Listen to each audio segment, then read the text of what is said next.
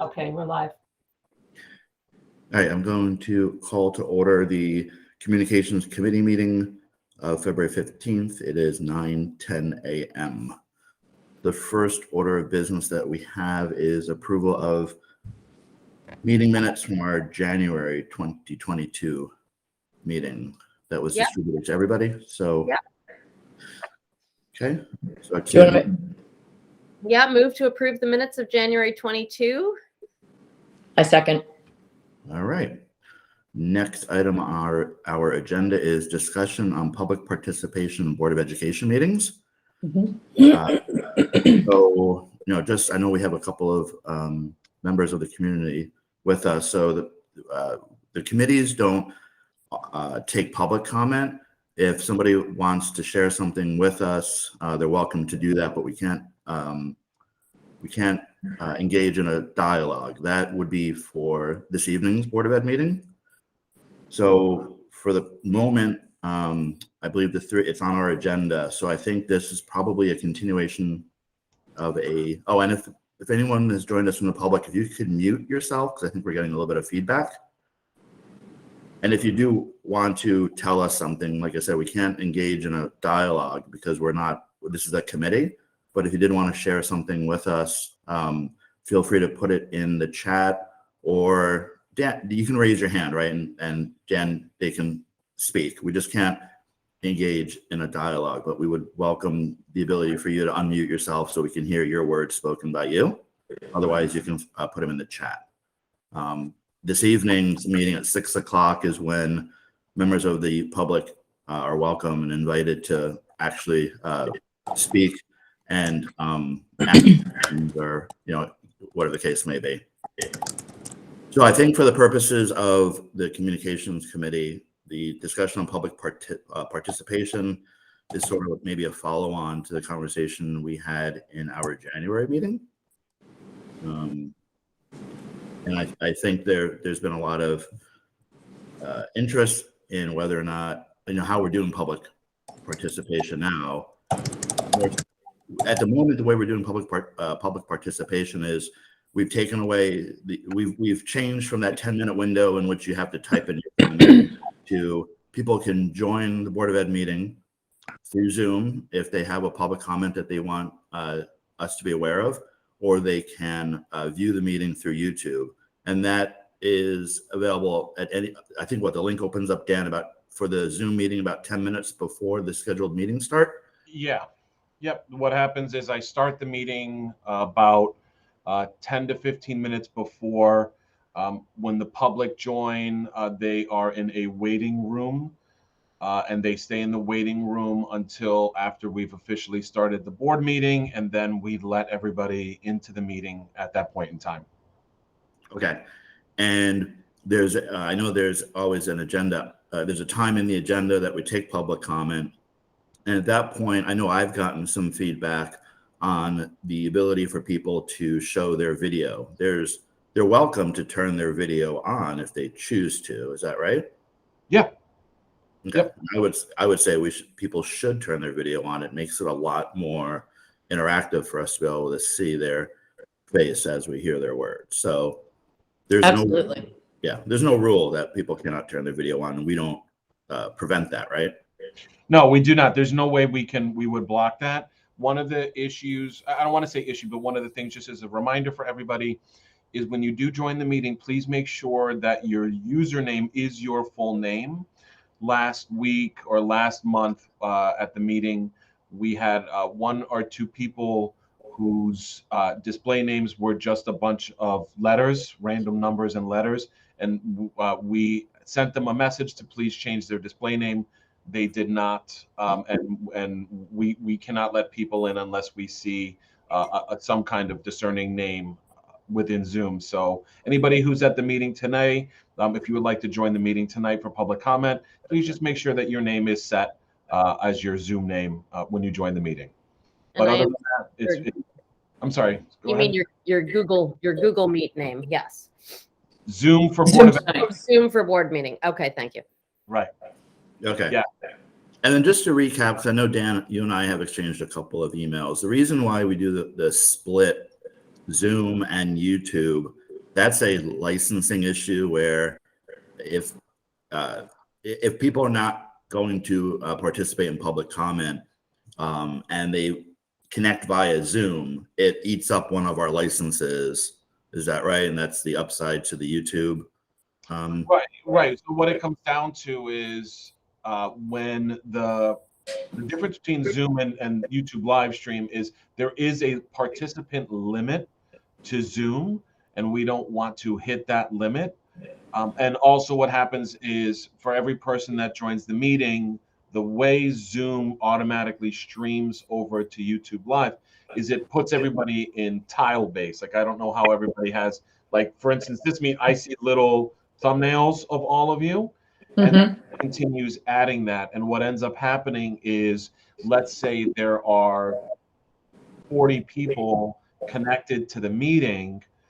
When it streams on YouTube Live, it can then sometimes be kind of difficult to see who's speaking, because what it usually does is you'll notice, like you see it right now on me. See how there's a blue border around the box as I'm speaking? Zoom does something similar where it highlights it in yellow. But if there's a lot of video, then it doesn't necessarily toggle back and forth. So it causes some confusion. And I've gotten some feedback from like, hey, I don't know who was speaking. How do we do that? I'd like to be able to change that, but unfortunately, that's not a changeable option that I have with Zoom. You just can click YouTube Live and that's it. Like, I can't configure any of those settings. Okay, so I think the issue that I think you had shared with me for Taffy and Sharon and members of the community is that at one point we talked about the ability to just have everybody. The first thing we talked about was Dan and I exchanged an email, was people who are on YouTube felt like they got a different what's the right word? The video that they saw was different than what the video of people who were in the Zoom meetings.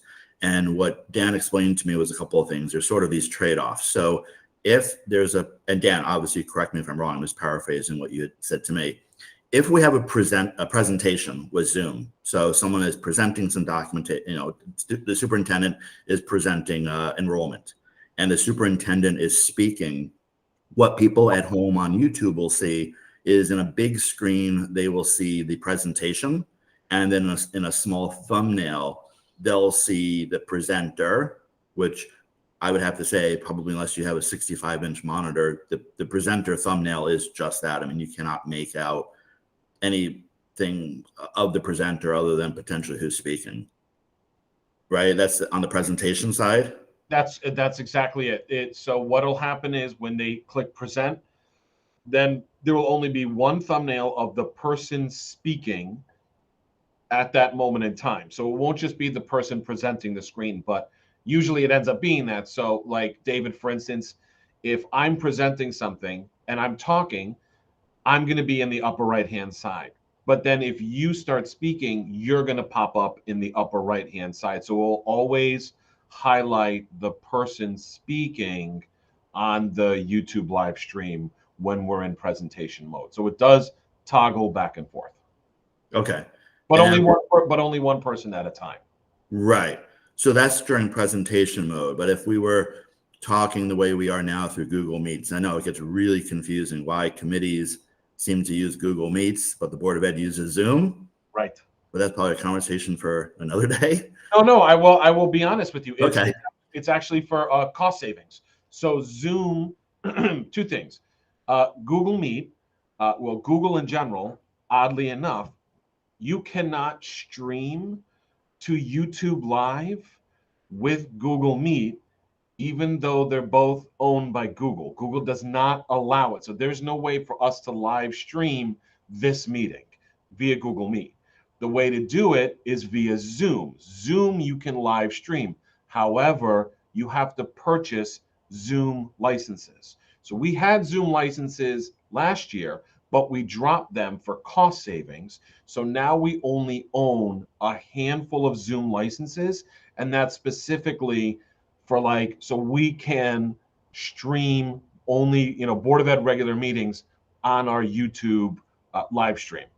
So it really comes down to a licensing issue, and it's incredibly frustrating knowing that a Google product doesn't interact with another Google product, but that's just unfortunately where we're at. So that's why we use Zoom for Board of Ed meetings and Google Meet for committee meetings. Okay, but if we have licenses for Zoom, the issue is, I presume a license cannot be used more than once at a single time, right? You can't use it concurrently. Well, yeah, you can't use it concurrently, and we only have legitimately like 2 licenses. So that's why, for instance, like if it's a meeting that I'm not at, if it's a subcommittee meeting that I'm not at, then that I'd have to assign it to somebody in that committee meeting, and it becomes a little bit problematic for the live stream feature. So that's why we just stick with Zoom for regular Board of Ed meetings. Okay.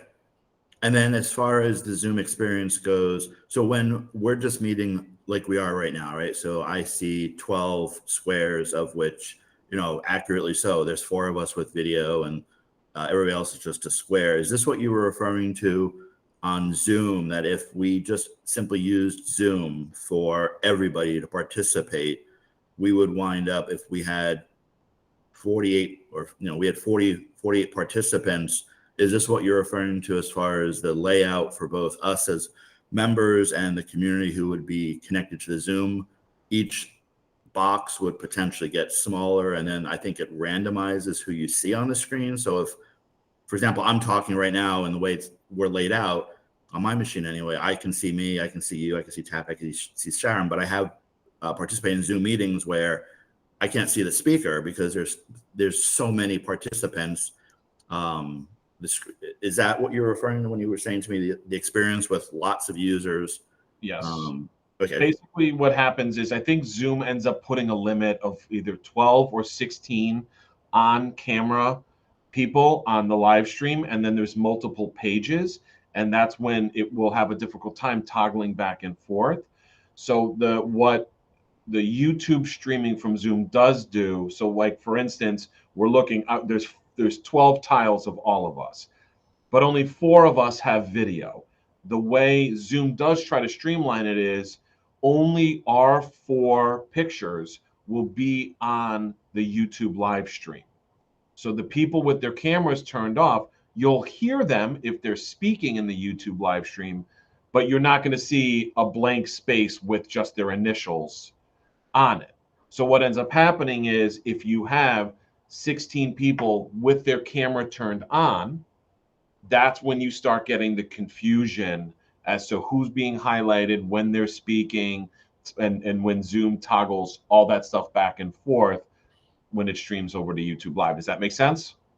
Yes. Okay. And then I think also, just kind of highlighting some of the limitations each system has, right? So there's limitations of Zoom, there's limitations of YouTube directly. It's sort of picking the lesser of the limitations. But I think you also shared something with me about you can admit people into Zoom muted, but they can unmute, or you can unmute them, and then you can't remute them, which potentially becomes an issue if there's background noise from a participant in error while a speaker, another community member or member is trying to speak. Did I have that right?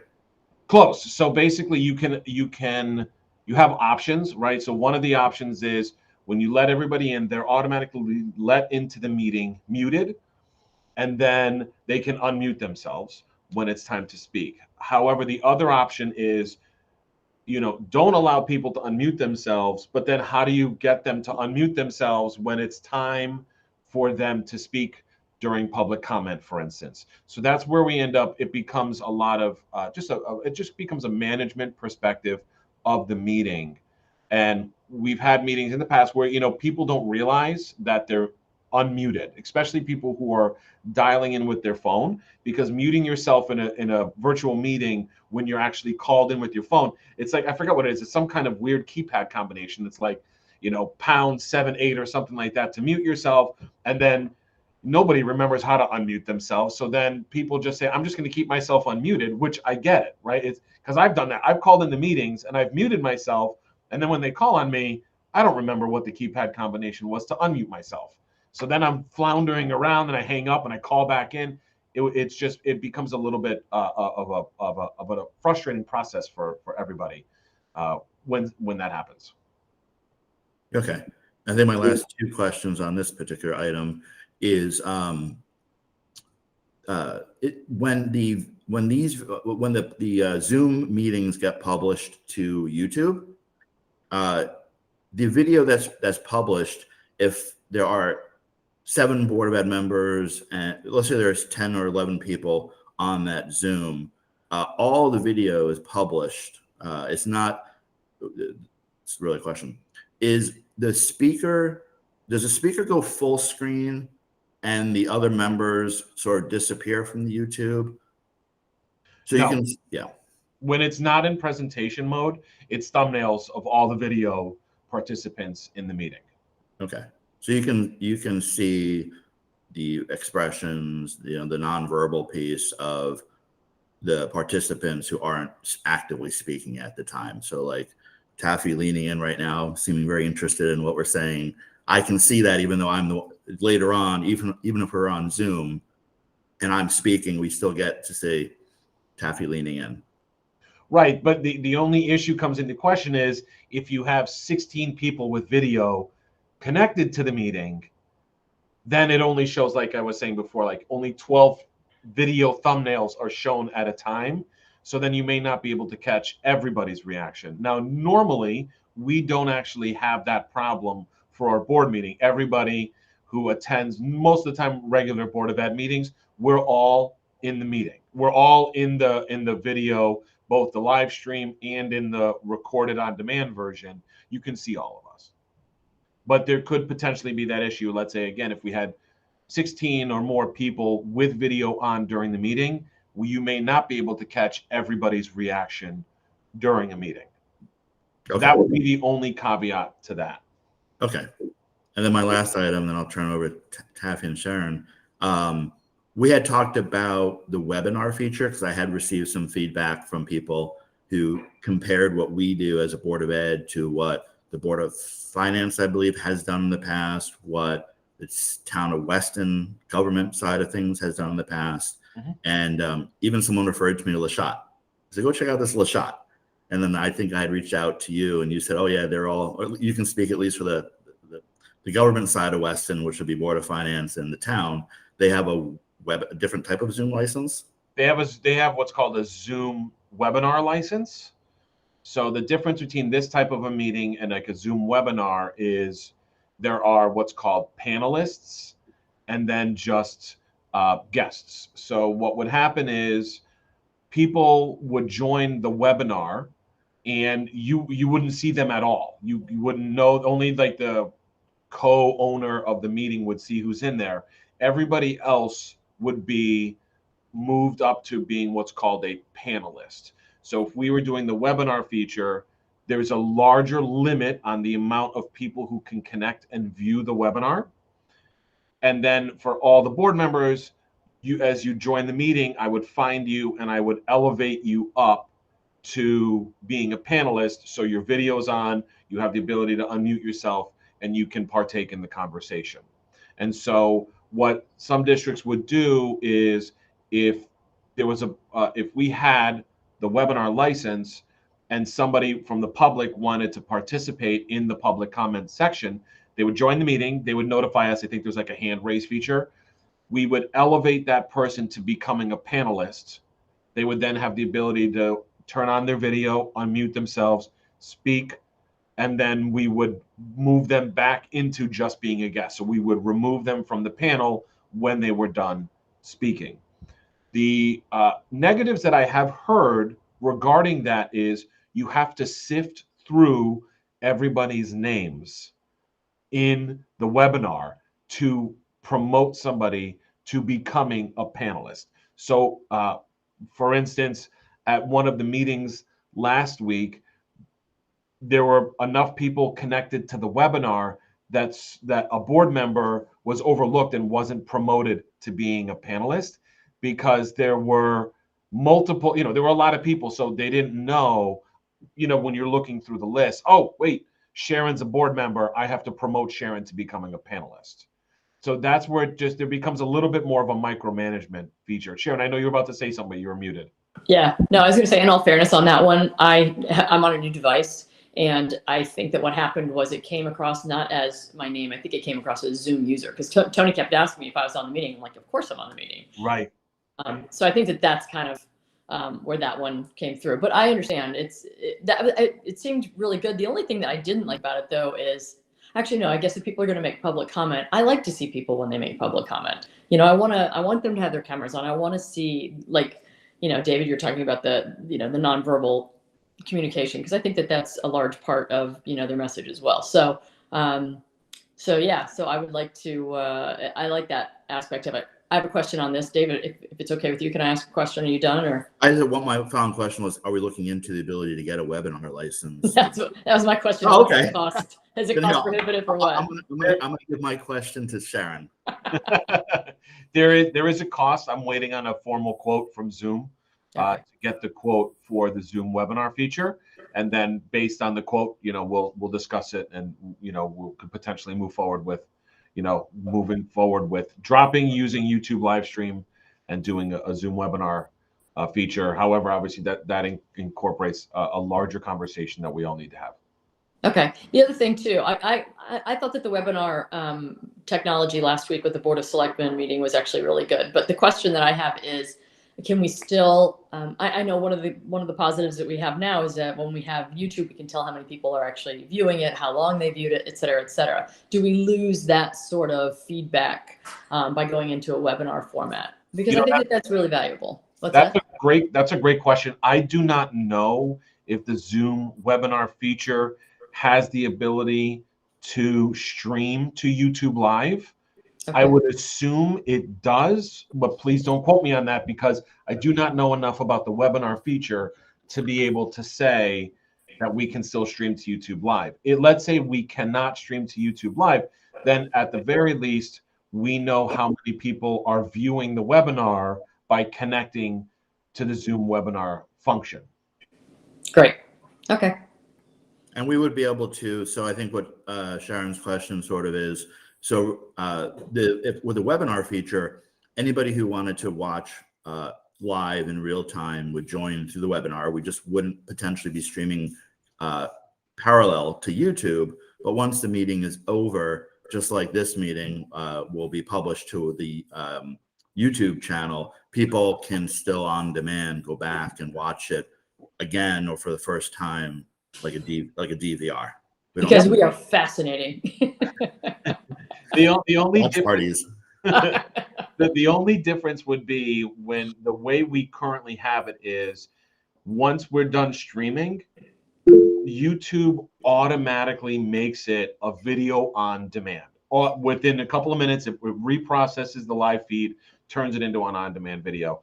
For meetings like this, and potentially for the Zoom webinar feature, if there is no YouTube live stream ability, we have to, after Zoom or Google Meets processes the recording. So right now, June is recording this meeting. After it's done, it takes a little while to process the meeting. Then it has to get sent to me. I have to download it and then upload it to YouTube, to our channel. So the only difference is it wouldn't be as immediate as it is currently with normal Board of Ed regular meetings. Okay. But at that point, it would just be a matter of how quickly they show up online. One is essentially practically instantaneous, and I think the other one is typically we aim for 48 hours after the meeting to publish it. Yep. Okay. Anything else on this matter? Anybody? Taffy? Sharon? Okay. So the next item for us to talk about is a discussion on Board of Education in-person meetings. So I just wanted to give everybody just a quick update, just to let everyone know that from a technology standpoint, I have been working with the tech department on looking at the equipment for whenever the board decides to go back to in-person meetings.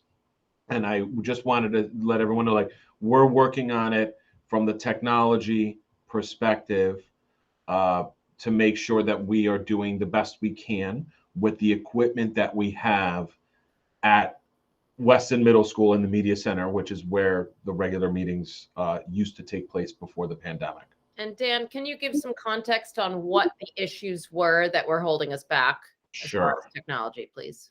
Sure. So the biggest complaint that the district received back when the old meetings. Now, I will say the previous Board of Ed meetings, so this district was actually on the cutting edge that Weston has for a long time pre-pandemic streamed the meetings on our YouTube live channel. So we have a product called the TriCaster that was doing that automatically.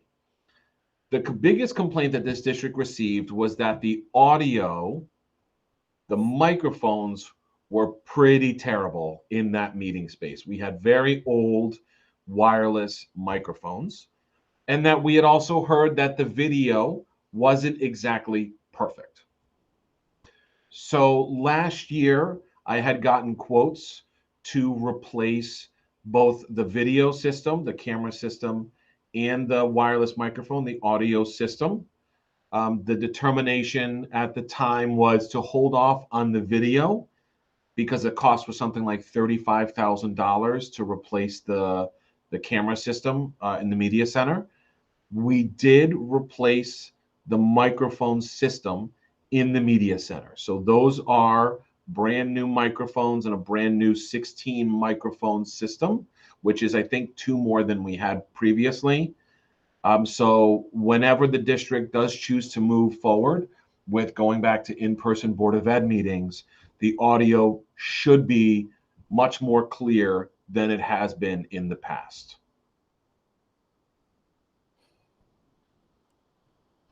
So Dan, I think Sharon and I have not yet been on the board long enough to experience an in-person Board of Ed meeting from a Board of Ed member's perspective, but certainly I know I have attended meetings at the media center.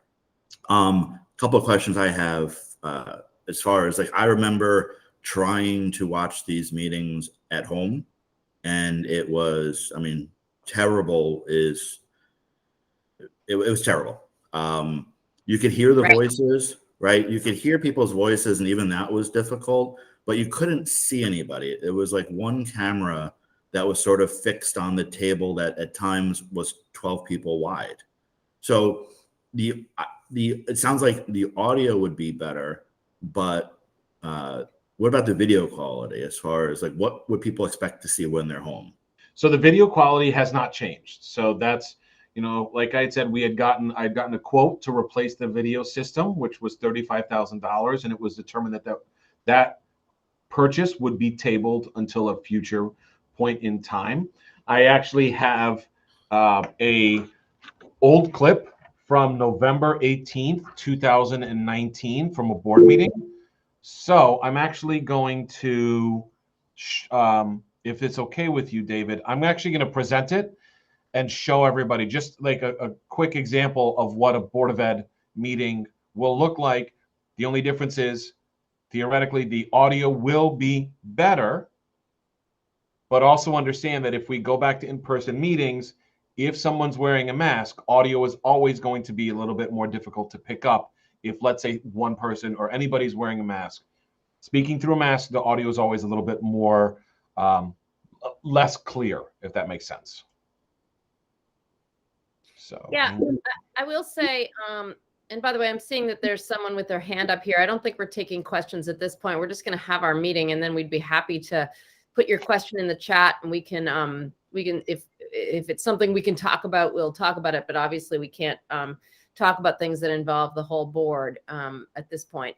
But I think what we'll do is we'll let, if Elena at the time is right, she can unmute and speak. We just can't have I think Elena may have come late. We just can't have a dialogue because this is not an official Board of Ed meeting. There's only 3 members. Yeah, it's not a quorum. Right, but we can at least let Elena speak with her, her voice and her video. So Yeah. let's let Taffy speak and Dan show the video. Sure. We'll call on you, Elena. We see your hand up. Thank you. So I forget what I was going to say. What was I going to say? Just that the sound was, I think that in-person meetings is where we're headed. At some point, we're going to be back there. We just want to make sure that for people who can't show up and sit in those seats and listen to us, it's not good enough to be able to not hear what the board is saying if you have to be at home or you can't make the meeting or you're listening to it later. It's just, and Dan knows this. I mean, we're working on this. It just needs to be a better quality system. So thank you, Dan, for working on that. No problem. One of the things I also wanted to bring up is when there's a presentation during an in-person Board of Education meeting, the way we show that is we just focus a camera on that projector screen. So we do not have the ability to have the projector be an actual input device. So in other words, yeah, no, I get it. It's like bad quality image of the screen of the slideshow. Yeah. Right. The other thing is people that want to speak at meetings, if they're going to come and they're going to speak in public comment, it's just welcome. We'll extend the meeting as long as we have to for that. For folks that can't be there but still need to speak, it just eliminates that option. So let's all keep that in mind, that makes it harder. And maybe, we have to think about that, David, like, can public comment, if we have in-person meetings, can public comment extend to letters being read, for example? Yeah, let's have Dan, because I think right. So the purpose of the communication committee is right. We can't make the determination to go back in person or not, right? Our job is simply to try and facilitate the best communication possible, whether it's through Zoom, Google Meets, or in person. So I think for the purposes of what we're going to talk about is let's have Dan show us, so that the people who are participating and for the rest of us, what it's going to look like potentially for people at home, and that's sort of where we probably have to give some thought to. How do we, in 2022, right. How do you merge in-person and home viewing with the same experience? And if we can't do that, then when we meet later this evening as a committee, we can report to the Board of Ed that there's going to be trade-offs. And let the Board of Ed as a group of us make a determination which trade-off is the lesser of the evil. So so Dan, if you could just kind of show us in 2022 what we'd be looking at. No problem. So it may be choppy. The video itself is not choppy, but because I'm showing this through my screen, presenting it through Google Meet, it may be choppy. So I don't want you to think the choppiness is from the video itself. Okay. So let me show you.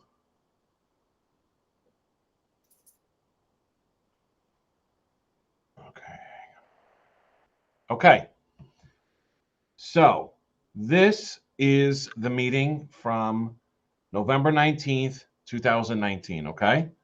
So I'm going to click on play and hopefully there won't be feedback.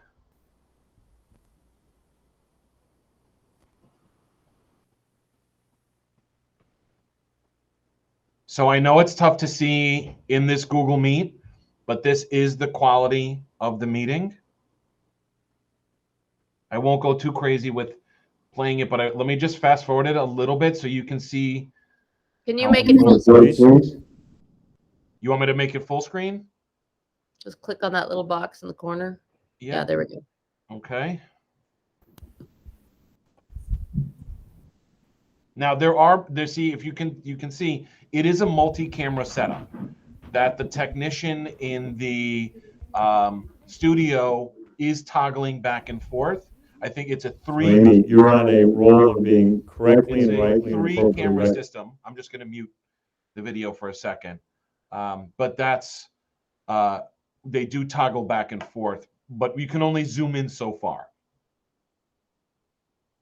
But in the Midwest, we talk about downstate and upstate. We're going to go upstate to be honored with a little over 100 other teachers from all across the state for being amongst the premier. In my knowledge, based on what I witnessed, just going to zoom forward a little bit. Class of 2019, 206 students. One thing I should point out, if you look on page 5, is the current SAT that students take is. Dan, if you could pause that for a moment. Sure. So that audio is terrible. Well, the audio is terrible, but there's also feedback because Dan's hearing it as well. But okay. Sorry, everybody. That's right. I was going to say, but Dan, this is an example, though. It sounds like Ken is speaking, but the camera is looking at Melissa, Tony, and Dr. McCursey, right? Correct. Yeah. So this is an example of where you have a speaker, but people, unless you're in the room, and you're still at a fairly good distance from the speaker, but unless you're in the room, if you're home, I know his voice, right? And many of us probably recognize Ken's voice. But the reality of it is, with the current video setup, people at home, they may as well be listening in this scenario on a radio. Right. Okay, go ahead and show us some more. So now the next thing I want to do is just show everybody, this is how a presentation would look. So it's legitimately just a camera focused on the projector that's in the media center. So I'm gonna mute it because we know the audio stinks. So I don't want to get rid of the feedback. No, again, we did replace all the audio this past summer. So the audio will be better than in previous meetings. But this is how we show the projector. So you tell me, what are your thoughts on this? Right. Like being in a Zoom presentation where where you can actually see the full screen and increase the size is pretty damn good.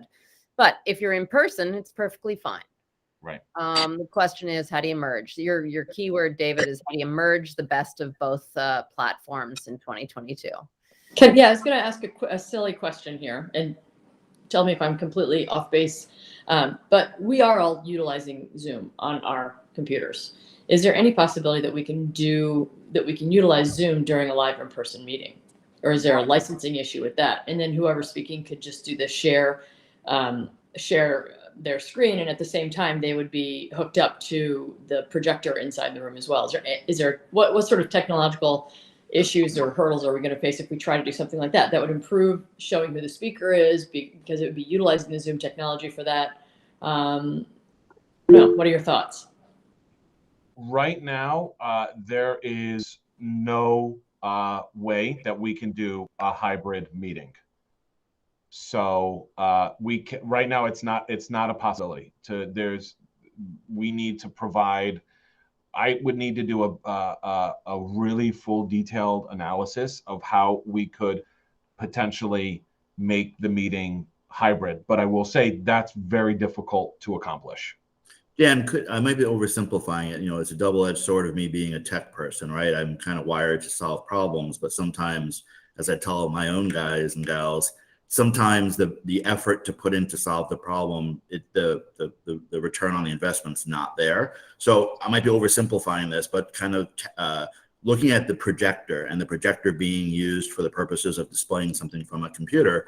If we're back in person as a stopgap, and my next question is going to be, what does it take us to get to a better place? But as a stopgap, what's the reason that we couldn't use Zoom on that laptop connected to the projector? And so if there were somebody, so I think, wait a minute, I might be thinking this through on my own. So the video feed portion would be coming, that would be live streamed where? Where is that live streamed? The way this works is behind the media center is a studio. We have a system called a TriCaster in there. That's where all of the cameras and audio system feed into the TriCaster. It's hardwired from the media center all the way into the studio. Right now, the projector, the input to the projector is not wired back to the TriCaster as an input source. So if there was Zoom on a laptop, there is no feed from that laptop back to the TriCaster. So what about, okay, so from a broadcasting perspective, so everything feeds into the TriCaster except for the projector, and then the TriCaster feeds out to the internet in real time? Or yeah, YouTube Live. I'm sorry? It streams to YouTube Live. Okay. And then it also records the meeting. Okay, so again, it's not going to be NBC broadcast quality, but if we have a camera trained on that screen, the projector screen, for the purposes of the presentation, if we use that same scenario and we put the Zoom app on that computer. Couldn't we have people, so they're watching on YouTube Live, but if they wanted to participate for public comment, they would join the meeting like they do today. And rather than using the laptop and the projector at the beginning of the meeting for presentation purposes, we would use the laptop with Zoom. And yeah, I think the downside to that, and it's a significant quality downside, is people who are at home watching YouTube would be watching a camera of the screen. It's not going to be the arguably high definition that we're used to. It's a camera trained on the screen. And it's going to end up being a microphone near that laptop to pick up the audio of the Zoom meeting, and which is something that can be done. However, there is going to be now an additional staffing need for someone the person who runs the TriCaster has to run the TriCaster exclusively. So now there needs to be another technician there to run the Zoom portion and have the projector, if somebody has joined the meeting via Zoom, they're going to have to run that. And if you notice, everybody clears the way when they're presenting something on the projector. Normally, it's the chair, the vice chair, and the superintendent sit directly in front of the projector. So they would have to move to the side when someone's joined in via Zoom. So we can see, and they could see the person on the projector. So it's doable. I'm just letting you know, here's some of the things that would have to happen. So we'd have to have somebody to run that feature, and it would be, a copy of a copy, right? Because you're going to be camera on the projector and a microphone picking up the audio from a computer. But that's what we have. Direct feed. Right, but that's what we have. So, so this evening when we actually talk about it as a board and going back in person, from a communications committee perspective, what we're going to be able to present to the community, this is what we have today. Mm-hmm. And like, it's not going to change, I would say, significantly in the near future. This is something that I think you said has not been budgeted for, not even necessarily formally been, no RFPs or anything else like that formally to do this. Correct. Okay. Correct. So the decision was made to table off the upgrading of this equipment. Okay. The video equipment. Okay. So I think we discussed at the beginning, the committee meetings, we generally don't, I guess, do public comment. I had asked the chair what the rules are for public comment. He said basically people can listen and we should refer them to this evening's meeting. But so I would like to take an opportunity, Elena, we might be breaking a little bit of rule. We cannot engage in a back and forth communication with you. And I think the normal process would be to put your question in the chat, but because we're trying to make these meetings a little bit more personal, with the exception that this might not be something we can do again in the future, and I'll take some heat, I would like to give you at least the opportunity to unmute, turn on your camera, and whatever you would normally type into the chat, share with us, but we can't engage in a conversation. That would be this evening. So you'll probably be asked to repeat this evening. Oh, thank you, David. I appreciate it. And I appreciate you. I wouldn't even know how to do the chat here. I am pretty much low tech and all this technology. So I appreciate the ability to make the statement. Thank you for all you're doing for this. I understand this is all very complicated and very time consuming. I guess a general comment for the record that Elena, can I interrupt you for 1 second? Elena, yeah. Can you take your hand down, because we can't see you, because your little sign that your hand is up is blocking you, and we'd like to see you. Hold on. Wait, take the hand down. Not okay. good. There you go. Thank you. Yeah, I feel like I'm just so low tech. So but okay. You're doing great. So my point is, Dan, thank you. This is awesome. And I think the future is, as I think somebody said, is we need to be able to give everybody the ability to go in person, to go remote. Life is what it is. I guess my general kind of comment to you guys, and this is going to be a lot of work. My observation here is that we have this major meeting that we've asked to be in person, right? And Unfortunately, it's not going to be. And unfortunately, there's going to be glitches in the system. People like me won't know how to engage through Zoom or whatever other. There's going to be potentially lots of people that want to go in, and there could be glitches. And it's just unfortunate that, number one, we can't have the meeting today in person. And number two, you guys are only now, the morning of that meeting, kind of talking about this. So I think that what would have been probably relevant and appropriate when we asked for this over 2 weeks ago, to maybe engage and ensure that, that we're covering some of the technicalities, and the people, the citizenship, that the parents would have full knowledge of how to engage, when to engage, what to click, what not to click. And I feel like, there was confusion.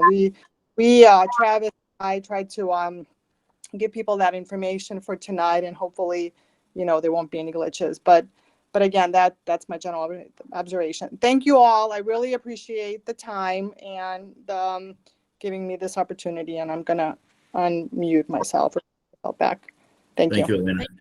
So Dan, one of the things that we had talked about as well in my email exchange, email I sent you last week, was, so if we wanted to come up with something that was a good experience for people in person and a good experience for people remotely, where they can actually participate remotely as well. You said that was something that would require, I think, kind of a rehaul of what's in the media center today. Is that right? Where, I think I mentioned to you, New Canaan Board of Ed seems to have a pretty good setup. I've heard Westport has a pretty good setup. Someone mentioned that Wilton has a pretty good setup. I assume that those are reference schools that you have access to. So if we wanted to mirror that ability, do you happen to know if other schools are actively doing the hybrid where you have an in-person and people from home can participate as if they were in person? There are some school districts who are doing hybrid. However, there's an investment needed in order to make that as seamless as possible. I mean, whenever we have decided to move back to in-person meetings, I'm just going to ask that everybody be patient. It's not going to be perfect. The Zoom type of remote meetings allow you, as the public, to see my face a foot away from my camera, and all of our faces close up. So you see our facial expressions, our responses, you hear us clearly. It is not going to be like that with our current setup that we have at the middle school, because there is a cost needed. And, there are options out there. There's those robot cameras, right, that follow people around, but there's going to be a cost in that. And then there's going to be the training perspective. And we know the audio's better. I know Kristana put a chat in, I would hope that you would do a practice run. We've already done a practice run. We know the audio is better. But there are still going to be glitches. Again, the camera, right, David? You hit the nail on the head. Panning back and forth, knowing who's speaking, when to change the camera. There's a staffing that we have to look at. There's the following video we have to look at. There's the hybrid scenario we have to look at that I've spoken to other districts about, and it's just a matter of how much do we as a district want to invest into this, because this is an unbudgeted expense from technology that we would have to have a larger discussion after I would put together a quote for an overhaul. And let's say I get a quote for the overhaul, the price is approved. Please don't expect a 1 week turnaround, because that's a major installation for an AV company to do. That are there going to be supply chain issues, right? The dreaded supply chain issues that we've been hearing on the news. And are they doing this for thousands of other school districts across the country who are trying to reach the same end game that we are? So I just want everyone to understand that even if we do approve it, it still may not be a completed process for a few months. Okay, so would the next steps then, as far as if we wanted to go back to the full board and say, this is essentially what it would look like for the ability for people to participate from home as if they were in person, would it, well, I'm gonna back up. So in a couple of the other districts, they leverage, I believe, their auditoriums where they're also doing plays and other things like that. Would it make sense, or is it possible that, or what is it? Yeah, to leverage, there's going to be a big cost, right? But if that big cost is usable by something other than just the Board of Ed, and we can actually use it for potentially productions at the middle school or the high school. So what would it look like as a next step as far as getting even a rough idea of cost? Do you have any idea of a budgeting cost? Forget the timeline, right? There's no purpose in considering a timeline if the budget is such that it's going to be tabled until, next budget cycle. Do you have any idea what the cost would be? Well, I don't have an exact cost for doing that. However, I will harken back to just replacing the video system, the quote that I had gotten over a year ago, which was for standard cameras installed on the ceiling. That was $35,000. That's not a hybrid scenario. That's just for brand new cameras in a standard, everybody's in person scenario. So I don't know the exact cost of hybrid, but as a frame of reference, it would be $35,000 just to replace the camera system. That is not geared towards hybrid. Okay.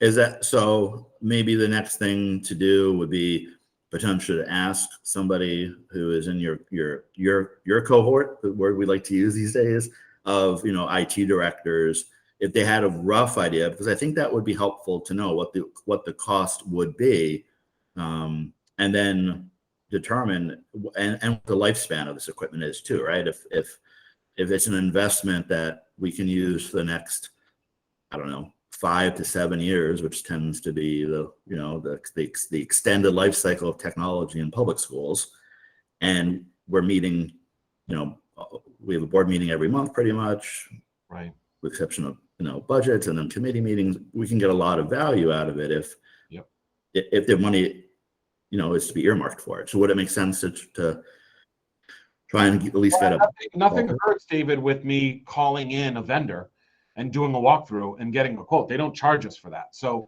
I could meet with some vendors and just get some preliminary quotes on what would it cost. And not only what would it cost, what would each option do for us? You know what I mean? So I don't want to just say, well, this would cost $22,000 and this option will cost us $27,000. I want to really, truly understand, well, what does each option give us? So I could work with some peers of mine as well as some vendors and see what solutions have these vendors given to school districts who are in the same situation as we currently are in. Right. And potentially double up on the value if we do, if like some of those schools tend to do these things in their auditoriums, is there a value to the production company, so to speak, if we were to have our Board of Ed meetings in an auditorium at one of the schools, and that equipment gets utilized even more. So now the value stretched, even get even more value out of it, right? We get much better board meetings, and then people can utilize that equipment for plays. One of the reasons why I know that we did it, that it's always been in the middle school media center, is because the studio is also in the middle school media center. So if it's in the auditorium, the TriCaster would have to get moved. Everything would have to be taken down and rewired into the auditorium, because the auditorium right now would be a single camera setup. So those are some of the things to think about, that if everything was moved, we'd have to move the studio with it, which could potentially create problems, because just so you know, David, the TriCaster is actually used by some classes, especially like the classes who do the morning news. They're in the studio has the green screen for the students to do the morning news. So we have to take that in consideration. We'd have to keep the TriCaster there. Would we have to buy a second TriCaster to move it into the auditorium? So I just wanted, everyone to be aware of, what the situations would be. Okay. It sounds like it's going to be a rather large expenditure, but at the same time, it's, until we know, we don't know. So if you could get that information for us, we don't want to make you spin your wheels because Dan, you're one of the busiest men on the campus there. But if you could start gathering some of that information, and if you want us to do some of the research with your, with the other school districts that David had mentioned, I'm happy to do that and look into it and see what sort of technology they're utilizing. Although I'm sure you're already having ongoing conversations with a lot of them. You're really plugged in with those guys, so thank you for that. No problem. But yeah, if there's anything that I can do to help out with this process, I'm happy to do it. It's all about communication, right, David? Trying to make sure that the most people are able to actively participate in the meetings and be able to get the most out of the meetings. We don't want to. It doesn't make any sense to put something up online if the quality is really bad and no one's going to bother watching it. So let's just make sure that hopefully as we move back to normalcy and have a wonderful excuse to get out of the house for a few hours on a Monday night. If we can, once we start doing that, we just need to make sure that, the quality that people become accustomed to with our Zoom and things like that will also be met. But David, one thing too, to bring up is one of the reasons why, and I don't know if this is something that Tony's planning on touching on tonight at the meeting, but one of the reasons why we're doing committee meetings on Zoom is because of, and Dan, I think that you touched on this a while ago, because of the capability of the recording option and how it's better on Zoom for us to be able to record these meetings than when we're in a conference room in town hall. So should we touch on that, or should we just kind of leave it? I mean, what's the technology? Do you want to touch on that, Daniel or Dan, for a minute? So basically it comes down, for subcommittee meetings, where the subcommittee meeting spaces were, there was no solid standard setup for the recording of meetings. So I know we had discussed earlier that the subcommittee meetings, because they're during the day, does it make more sense? And because they're recorded and posted afterwards, does it make more sense to keep them in some sort of virtual format? That's, up for further discussion. But where we do meet, those, for in-person subcommittee meetings, there is no built-in recording equipment, and something has to be brought over there. And I think at minimum, I remember being in a subcommittee meeting or a meeting in person. It was a long time ago. And you just get, if nothing else, an audio recording. And so I think that's really sort of what the charge of this agenda item today was for this evening's meeting. It was for us to kind of hear out what the experience would be like for the community when they are remote, and leave it to the board as a whole to determine if we're going back in person and what those trade-offs are. So it sounds like, just to wrap up the conversation about, what our charge is relative to going back in person. From an audio video, from a consumption perspective, it'll be okay for people who come to the meeting in person. They'll be able to see who the speaker is. They'll be able to see the words as they come out of their mouth. For people, if we're looking at the short term, for people who are going to watch on the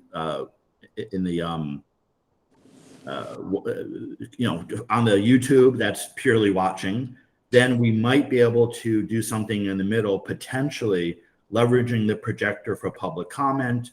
So people who want to have a public comment, we would have a microphone near the laptop speaker. We would have a camera looking at the projector screen. And so from a perspective of the Board of Ed being in person, we would have a decent experience as far as hearing the person who has zoomed in and wants to share public comment with us. But for the people who are home, the experience is not going to be anything like what they're accustomed to. They're not going to, for example, they're not going to see my expression potentially to a public comment because the camera is going to be looking at the projector. They're not going to, if there's a member in the public who's speaking and Tony or Taffy or anybody has a question or wants to clarify something with them, we're not going to see that dual video where you see the person speaking at home and you see the person on the board speaking. So the experience is nothing. This is a kind of question last statement. The experience is going to be nothing like what they're accustomed to today, as far as the interactive portion. Right. Okay, but it is possible in the short term, if we do return in person, for people to Zoom in, and we would in fact do that laptop setup with the projector, right? That is at least we can get participation from the public that way. Yeah, that's an option. Again, I would need to discuss the training, and there have to be some planning on my perspective with my department. But that is something I don't want to comfortably say that if we have an in-person board meeting, that we'd be ready for that for the first in-person board meeting. I am not comfortable saying that right now, but could that be an option for future board meetings? Yes, but I'd rather just say I'd want to be comfortable with us learning how to swim before we start diving. Understood. And then, okay. And then on a related question, is there a cost for your staff? Because right now, I presume that you get, I don't know this, but you attend all of our meetings, right? So it just probably comes with the territory of your position. But if we go back in person and we want to get to this level of broadcast-ish quality, whether it's the camera and the laptop setup to get us over the hump for now, is there an additional cost because you're going to need staff resources that is there additional cost? Yes, there is. Okay. There will be an additional cost for staffing. Okay. That's probably something we should, it's not really a purview of this committee, but something that's worth us bringing up this evening or in the future as well. There's a higher cost. Yes. And a lower quality, at least with what we have today. Right. Okay. So unless we have anything else on this item. No, I just wanted to comment, for those listening, we're putting out the whole picture here in order to really fully understand what going back to in person would look like. And we're doing that so that the whole picture is there for everyone: cost, staffing, quality, etc. But our intention is really to do what's best for everybody, and to ensure greater participation and access to everybody in the public, high quality, full access, and participation. So that's what has to be decided upon. But there's more than just, do we show up in person or do we not? There's a lot of other issues. So I'm really glad you highlighted some of them today, David.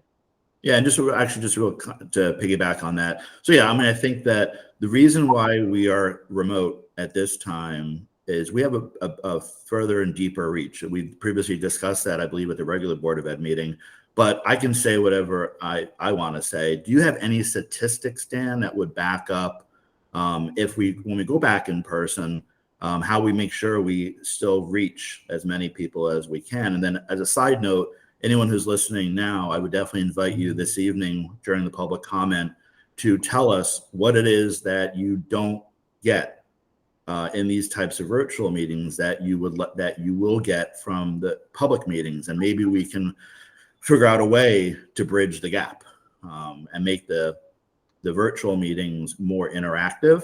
Or it might just simply be we have to move down to the fully hybrid setup where people have the option. But do you have any audience numbers, so to speak, that would help us this evening, that we can get maybe a preview now of participation remote versus in person? So it's difficult for me to know, what were the numbers of in-person meetings, how many people actually went to it, plus the amount of people who were watching our live streamed in-person meetings. I think so much has changed the last 2 years that not many people knew that our previous board meetings were live streamed. They only thought that they were on demand. So I can put up some numbers and determine, what does it look like in person, versus how many people were watching our Board of Ed meetings live stream remotely and those live streams on demand remotely. I don't have the numbers now, but I can try to produce them for the meeting later. Okay. All right. Taffy's twin has joined us. Okay. So yeah, I think then, unless there's anything else on the topic of in-person, like I said, for the purposes of what this committee is charged with, it's more of the logistics and how we make sure that we are reaching the public in the best manner possible. And this evening, anyone who's listening, if you have suggestions for the whole board that we should consider, that's the opportunity this evening. But from a how do you get there from here, technical perspective, that's the charge of this committee. So if there isn't any other questions on that, we can roll on into the last agenda item. But I think we're missing our podcast. Our queen podcaster. Yes. So I guess, Dan, I don't know how you're going to do it, but I think you are going to have to speak to the podcast. And since we have a couple people joining us, maybe just market them. Yeah, Those are really so, great. let them know about our podcasts. So our superintendent does a podcast called What's Up in the Weston Public Schools, which she interviews different people who work for the district. Give a listen. It's on Spotify. It's on Google Podcasts. It's on our main page of our website. We have 4 episodes out, and I will be releasing the 5th episode for Lisa, where she interviewed our amazing bus driver community. And it's one of her favorite conversations that she's ever had before. So I hope you have a listen when I release it later on today. And just so you know, our big concern with this whole podcast thing, Lisa was the one who Lisa and Dan were the ones who came up with this. And at first I was like, oh, it sounds interesting. And then I listened to her podcast and Dan actually brought this up and I completely agree. Our biggest concern is that she's going to get poached to do professional podcasts because she's really good at it. She's really and it's really great. It shines a nice light on individuals within the school district. Sometimes that aren't highlighted, sometimes that are, just to kind of get a little bit more in depth. And I would highly, highly recommend, excuse me, if you haven't listened to these podcasts, to listen to them. They're short, they're brief, they're very just in person. It's an easy listen. Yep. And it's nice shining a light on some of these things. So I agree. Nicely done, Dan. Yeah, Dan, maybe you can give us how people can find Lisa's podcasts. Sure. So it's on Spotify. It's on Google Podcasts. It's called What's Up in the Weston Public Schools. It's also, if you go on our main page, just go to www.westonps.org. It's right underneath our Instagram feed. You'll see the latest episode. You can play it right through there through your browser, whether it's on your phone or whether you're on a computer.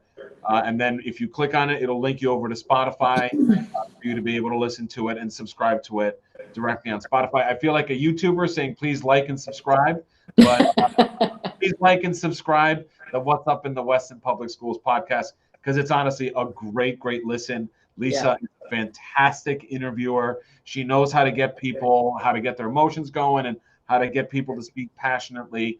And it's really, you hear really, really cool stories. And she knows that not to make the interviews long. They're anywhere from 15 to 25 minutes at the longest. So it's just the perfect amount of time.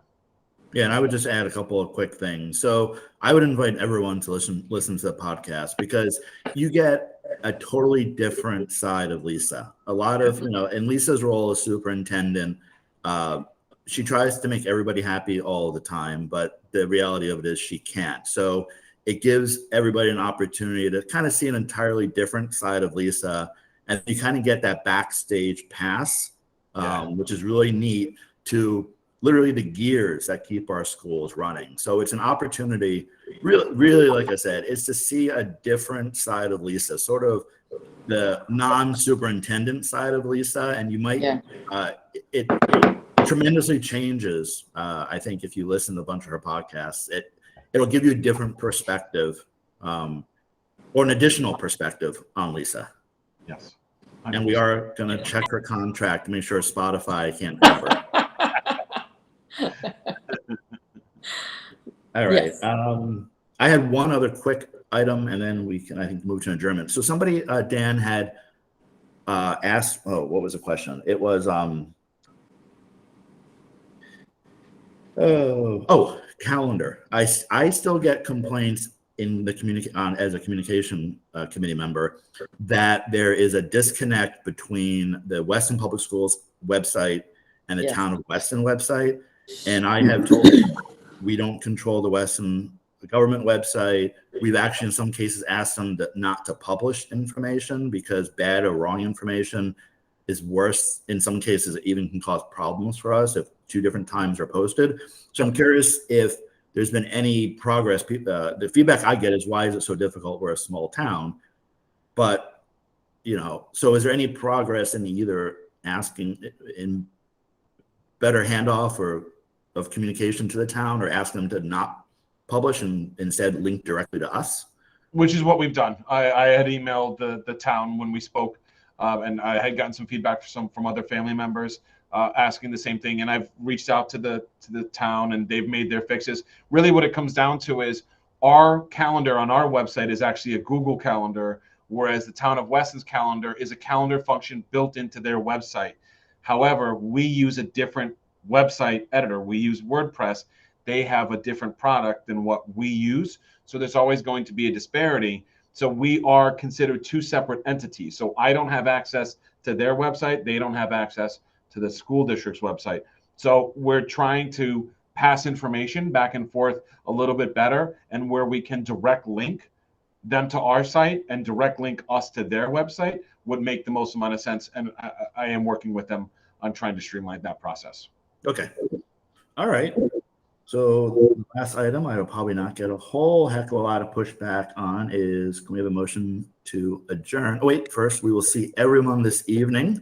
Yes. And definitely we encourage public comment. And just to recap one more time, we encourage people to turn on their cameras when they provide public comment. We want to see your faces. We want to see your words. I have heard that it was a misnomer out there that we don't want cameras turned on. I can tell you with 100% confidence, we want to see you as much in person as we want to see you on the video screen. So do come this evening, 6 o'clock board meeting. You can join through Zoom 10 minutes ahead of time. Dan, what kind of window, if they're running late, getting dinner on the table, work, snow, whatever, what kind of window after 6 o'clock can you still admit people and make it manageable? We usually let people join up until we've completed the public comment portion. And then after that, what we always ask everybody is, once you come in for public comment, once you're done speaking with your public comment, please drop out of the Zoom call and continue watching the meeting on the YouTube live stream. That way it's easier for us to keep tabs and make sure we have called on everybody for the public comment portion. We don't want to miss anybody. So really, we don't turn it off. But once public comment is over with, then we ask people to leave. If they don't leave, we do send them a little message and we put them in the waiting room. And we say, please continue watching on the YouTube live stream. So depending on when that is, it's usually around, let's say 10 after 6 is usually around the latest time that we can let people in while we're still doing public comment. Okay, so to recap, everyone should try and join 10 minutes before. It just helps from a housekeeping perspective so that you can see who we have, how many people we have, but people are welcome to join later. But once public comment once we've gone through public comment and we are done with public comment, you'll kind of do a last call. I know you do this. You say, I don't see any more people. Or actually, June says, I don't see any more people. Or sorry, Jody. At that point, public comment is closed. But it's not like people have to rush home to be online at 5:50. It's right. Okay. And the beauty is they can do it from their phone. Yeah, exactly. If they're stuck in traffic, they can do their public comment then. I did an FOC meeting from the passenger seat of my car. And like me at this very moment, as a matter of fact. There we go. Exactly. All right. So, and Right, by the way, I just, as one of the committee members here, I want to thank everybody for coming to this committee meeting. I know that, I don't know if this is what you expected it to be. It's not really that exciting. But it's, we try to get stuff ironed out and take care of, details that all kind of go into the bigger picture for the board. But anyway, and anytime we have a committee meeting, whoever wants to join, we are welcoming any and all. So thank you for attending today. And hopefully we're going to see all of you tonight at tonight's board meeting. Yeah, and just to recap, so the way the committee meetings work for everyone who wants to share this with other people, we are sort of more of an advisory. So we kick ideas around. We share some feedback that maybe people brought to us as individuals. And then what we do is we present our findings to the board at the regular board meetings. At that point, it's discussed. If a vote is needed for an action, a vote's taken. So this is all committees, not just communication, but all the committees. Those are essentially working groups of people who are going to dismiss ideas or bring ideas to the full board. But there's really nothing actionable items come out of committee, but they don't get acted on until the full board. So it's sort of what I learned being new on the board is that if you want to understand or know the background of how the Board of Ed got to a decision or why they voted or how they voted, either tune into a committee meeting live or watch the committee meeting beforehand, because you'll see that's where these things are sort of they're created, and then they're sort of discussed and tossed around. Right. And then we don't act, we advise, pretty much, I think is a good way to describe it. Right. All right. So in that case, then, the most important part of our meeting, 10:25, 5 minutes early. Ooh, nice. I make a motion. And Dan's smiling. I make a motion to adjourn. Thanks, Wait a second. everybody. All Thanks, right. guys. Everyone 5 say at 6 seconds. o'clock. Thank you. Thanks, everybody. See you guys tonight. All right, Bye-bye. bye-bye.